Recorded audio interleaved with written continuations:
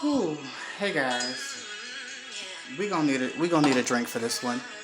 So if you're over 21, go ahead and get your wine glass, cause we got a lot.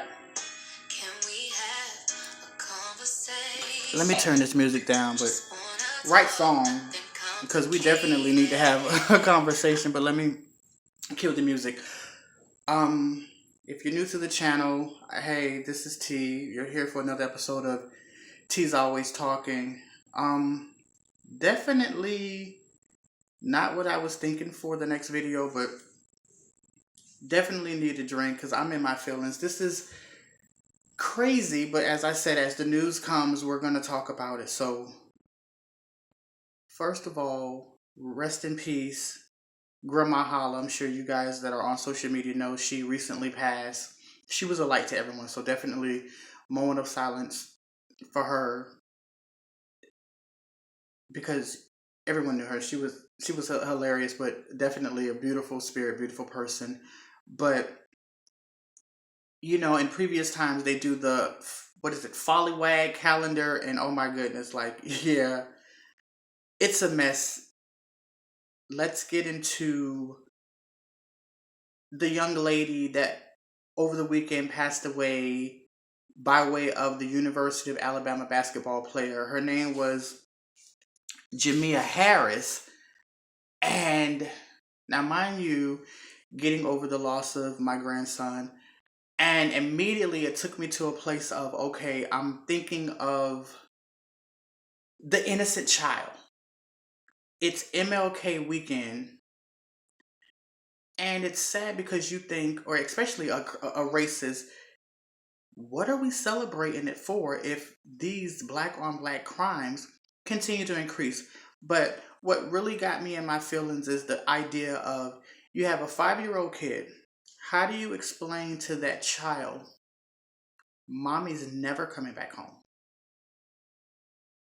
And it's horrible to think because it's not a matter of mommy died. No, mommy was murdered. And I don't know how in the court of law they're going to take it and twist it, but I'm looking at it as the story comes. So apparently, the University of Alabama basketball player, his name was, oh goodness, his name was Darius Miles, and his friend's name is Michael Davis. 21 basketball player. The other friend was 20, and she was 23. 23-year-old mother of a 5-year-old. Came in town to just, spend time with her cousin friends. Okay, cool. No harm, no foul. Had a boyfriend. What I'm not understanding and what's really bothering me with the whole situation is, how did it lead to gunplay? From what we're gathering, the friend approached her, and it's, from what they're saying, it's a matter of ego. She turned him down, obviously, because her boyfriend was there. And I don't think that's the reason why she turned him down. She just obviously didn't want him. But he was rejected. In the midst of him being rejected, the friend, Mr. Basketball player, who you think would use his brain, but I hate to call somebody's baby dummy, but yeah, that's just for the lack of better words, dummy, hands him a gun.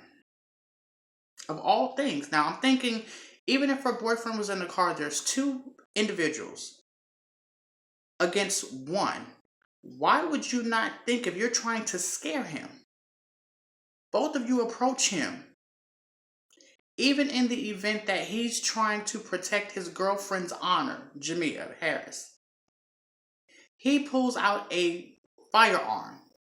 You run away, you leave. Yeah, it's the soft thing, and nobody wants to be soft in this day and age, but in this situation, nobody wins. She's gone, never coming back.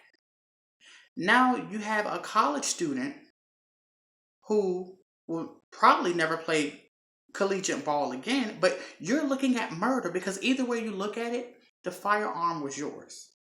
You can't run away from that. It was your gun.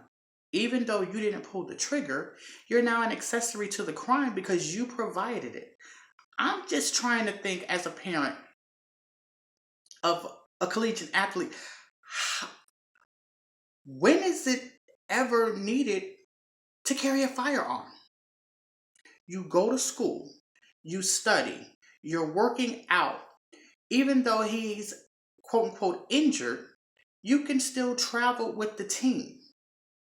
So when is it okay for you to have a firearm? Why did you just not leave? There are thousands of things that could have been done. Mind you, it's sad because this literally happened in the midst of MLK weekend. It's the weekend, you're out partying, having a good time.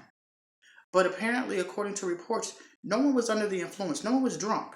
You just had a bunch of immature young men that, for whatever which reason, she said no.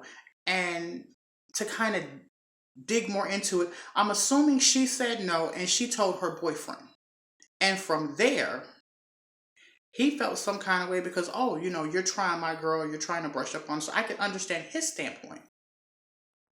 But the idea of, okay, she rejected you, whatever, let's go. We're in a popular area, the quote unquote strip, as they call it. There are tons of females around. So what if she turns you down? You can get someone else. Move along. Why would you ruin your collegiate career, and why would you get to a point to where you have to shoot in the vehicle? From reports that are coming in, they're saying that the two individuals shot into the car and they're pointing them out to be the aggressors. So I could understand, because the boyfriend did retaliate and he shot back as a form of self-defense. It wasn't considered life-threatening. So they're going to walk away, but they're walking away with prison time. It's going to play out in court, but it's unfortunate and sad that that's the result. Why are we shooting one another over something that literally could have resulted in a few curse words and everyone lives? Now you have a 5-year-old that will never see his mom again. The idea of a kid at school saying, "Where's your mommy?"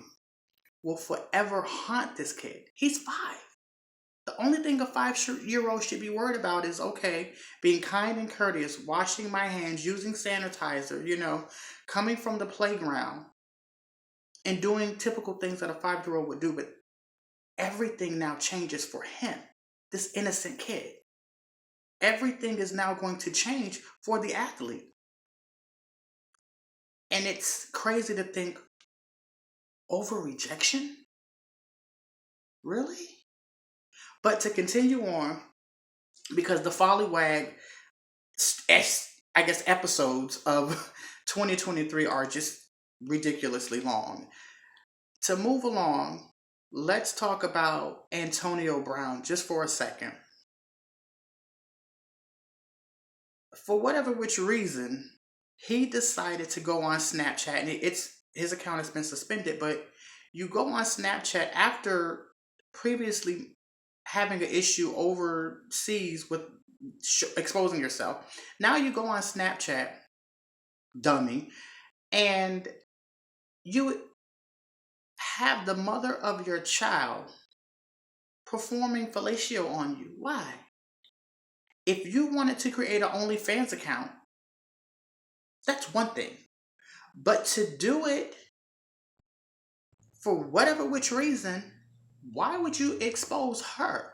Now, she looks a certain kind of way. I hate to call her a whore, but you have her looking a certain kind of way because of your silliness. Like, what was the point of you exposing it to the world?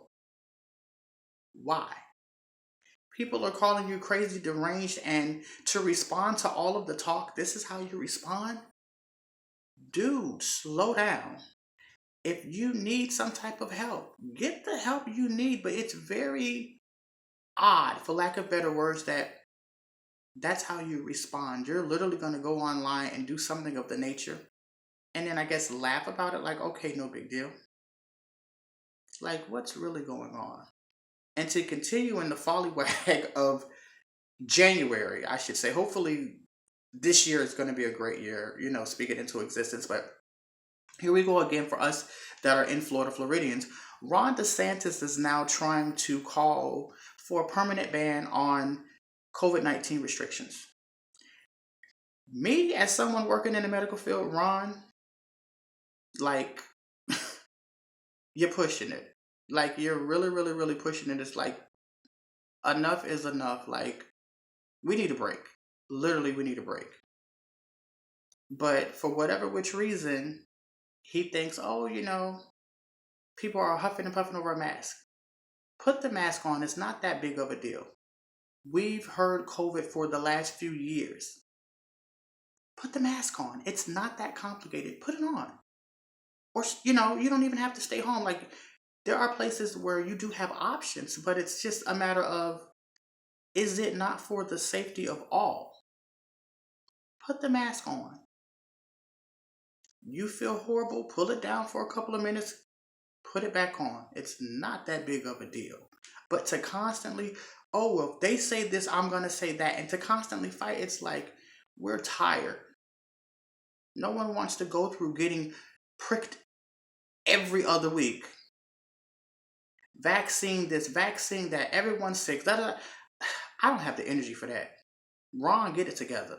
Let me say it live for the world. You do not have my vote.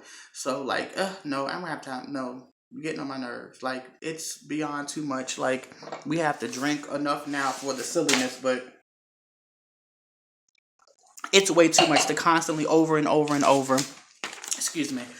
But it's too much. It's beyond too much. It's like, do for the better good of the people.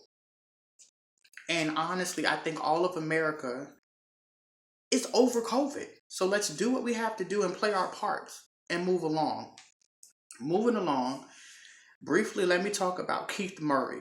I know, like, oh my God, more tea. Yeah, like, trust me, it's a mess.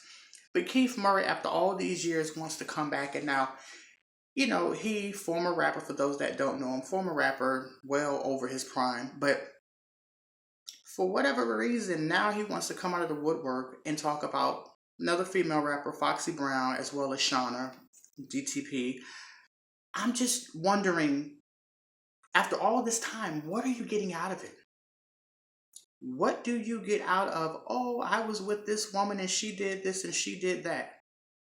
Okay, and I'm sure as a kid you ate dirt. Does nothing for us now. So why take it to the extent of overexposing and, oh, they did this, oh, they did that? As is Jaguar Wright. Don't hate her. I mean, she was never considered an A-list celebrity, but it's like, I understand your intention. Expose the industry, Holly, weird, as they call it, whatever. Why now? Why now? Like, you knew all of this and you chose to, okay, say nothing then, but now we're going to say something now. It is what it is, to each his own, but it's just too much. As I said, going into this year, we need to stay motivated, stay encouraged. Let's do the right thing. Like, please encourage your sons and daughters to keep their hands to themselves. It's a basic rule, but like, let's stop the killing. Let's stop encouraging silliness and let's get rid of this follywag calendar. Like, people utilize common sense. Censorship. We're adults. We are adults. There are other ways of handling things and doing things other than, like, come on, like, we're adults now.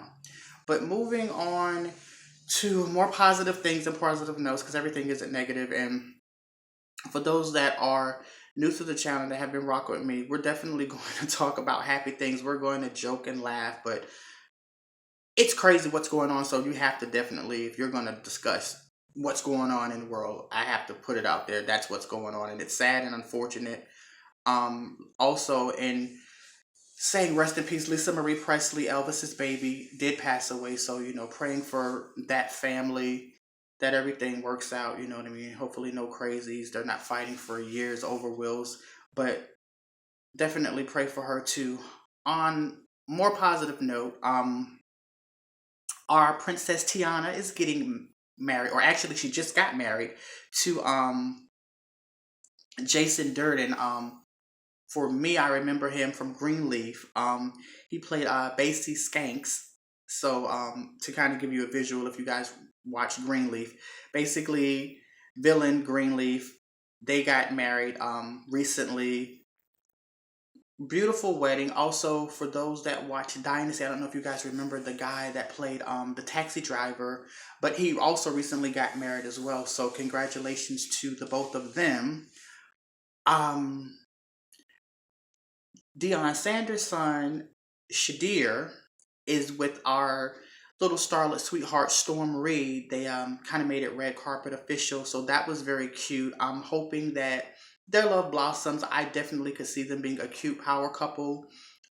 Both shy away. I mean, they're young, so I mean, no drama has attached to them just of yet, and I hope it doesn't happen. But definitely a cute couple. I think breath of a lot of fresh air. You could look at them and kind of pattern like, okay, he's a collegiate student, she's an actress, but they're not doing anything crazy. So to the youth, kind of look at them and hey, things are possible. Stay on a straight and narrow path, and we can see what's coming along. But definitely, definitely, just do good. It's very simple, but definitely do good. There are tons and tons and tons of concerts coming, so definitely we're going to talk about music as we get closer and closer to the weekend. It is hump day today. Hopefully everything will be situated where I could put this video out. But definitely wanted to stay to everyone, stay encouraged. Try to do your best. Like, it's a lot going on, and it's crazy to think here we go again, the beginning of the year, and there's another crime, there's another injustice that's going on. Not going to talk about all of them because we'll be here for hours and hours talking about all of the injustices and unnecessary crimes that are happening. It just hurts when black crime happens, or any crime for that matter, and it could have been avoided. Like, that's something that hurts my heart to think, like, wow, this baby will never see his mom again. But in music news, briefly, and we'll get in more details when we do our music rant this weekend, but the Lovers and Friends Festival is coming in May. My partner's birthday is in May, so mind you, the end of May. So, question that you can leave down in the comment section below. Being that his birthday is the 24th, the concert is the 6th. Do you consider that okay to like celebrate extremely early? Or is it more or less, okay, this was something that we just so happened to do, but I still want my present on my birthday, so on and so forth. So leave a comment down below. If you do something extremely early, is it still considered a gift or is it not? Also, Takashi 69 allegedly now DJ Funk Flex is gonna play his music because everyone now in the industry is snitching, so it's okay. Aren't you a DJ? Isn't it your job to play music regardless of if they're snitching or not? Don't they play for the radio spin? Anyway, we're going to talk more about that music as we come back to another episode of T's Always Talking. We're going to do our Friday music rant, but definitely stay uplifted, stay positive. It's a new year, so definitely new year, the theme all year. So keep pushing. Everything will be okay. Continue to pray for the families that have lost their loved ones, and I'm going to see you guys on the next video. Y'all take care. Bye-bye.